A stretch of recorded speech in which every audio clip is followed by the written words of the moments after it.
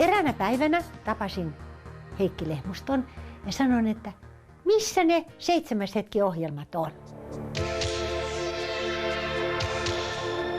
Hän sanoi, että ne ei siirtynyt fuusion mukana MTVlle, vaan ne on Nordisk Film och TV:n kellarissa.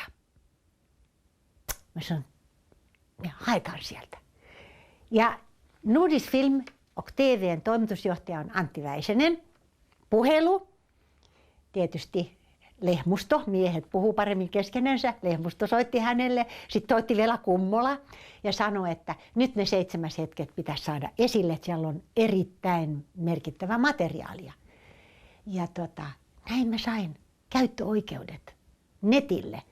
Mä tiesin sen etukäteen, että nyt tehdään semmoinen räjäytys. Ja mun suurin ongelmani oli löytää ne räjäyttäjät mun kanssani. Koska mä tiesin, että tässä tarvitaan korkeaa ammattitaitoa, jotta voidaan nämä palikat pistää yhteen, jotka mä halusin.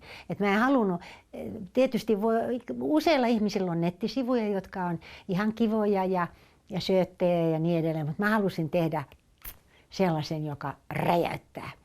Ja se suurin ongelma oli löytää oikeat tekijät. Ja muistan, kun olin tässä Mikkelin balettijuhlissa ja siellä oli kuvausryhmä, joka teki tästä Boris Eifmanista ohjelman. Ja sitten seurasin heidän työtään ja siellä oli tällainen Helena Lehtimäki. Ja siitä se lähti liikkeelle, mutta mä oon aivan vakuuttunut, että Helena Lehtimäki ei tiennyt, että mihin hän lähti mukaan. Otin yhteyttä Helena Lehtimäkeen ja sanoin, että no, nyt pitäisi ruveta tekemään näitä nettisivuja. Ja sitten mulle niin kuin intuitio, mikä mulla oli, niin osoittautui täysin oikeaksi. Mix Media on siis paikka, jossa mä saatoin sekä editoida nämä kaikki 7 hetki-ohjelmat ja myöskin tehdä webdesignin, websivut samassa paikassa. Ja myöskin siellä on tietoa siitä, että miten sä niin kuin nettisivuilta lähetät ohjelmaa niin, että ihmiset myöskin sen näkee. Ja oli hirveän hauskaa.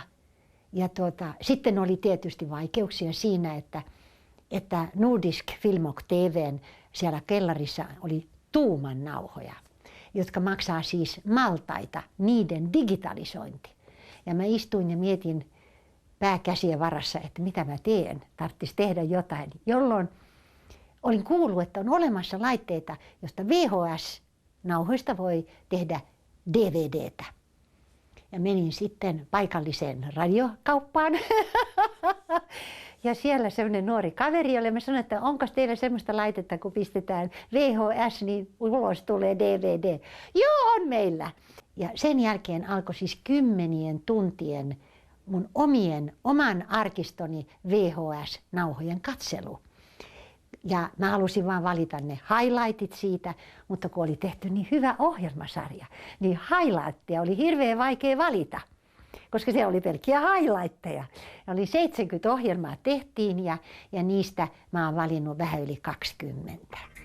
Ja sitten alkoi uskomaton niin kuin niiden editointi, että ne piti tehdä oikeaan sen niin kuin formaattiin ja sitten joistakin ohjelmista otettiin kaikki, joistakin vaan osa.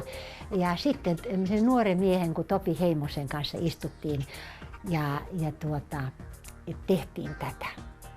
Ja mä oon aina tykännyt tehdä töitä teknikkojen kanssa, että joskus ajattelin, että musta olisi pitänyt tulla kuitenkin insinööri eikä ekonomi.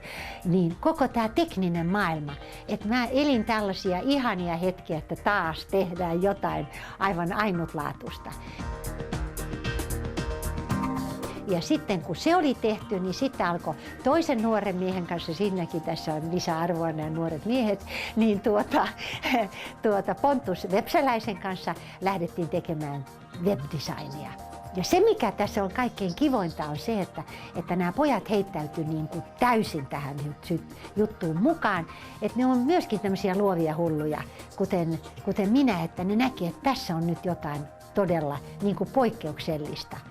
Ja miten mä koen nämä web-sivuni on se, että tehkää perässä muutkin. Tässä on idea vaikka kuinka monelle yritykselle, jotka järjestää hienoja tällaisia paneelikeskusteluita. Videoikaa ne, pankaa ne nettisivuillenne. Te ihmiset, jotka menee naimisiin, niillä on häät, johon ne sijoittaa siis koko omaisuutensa eikä kaikki riitäkään. Videoikaa ne, pankaa nettisivuille. Kaikki voi katsoa niitä kuukausikaupalla, kunnes eroatte. Monet yritykset, joilla on sellaisia tuotteita, jotka pitää demonstroida. Ja tapahtumia on, mä näen vaikka kuinka paljon. Et ei mitään semmoisia pieniä surkeita niin kuin pikkujuttuja, vaan isoja. Että tämmöinen think big, niin siellä on enemmän tilaa tuolla, kun ajatellaan isosti.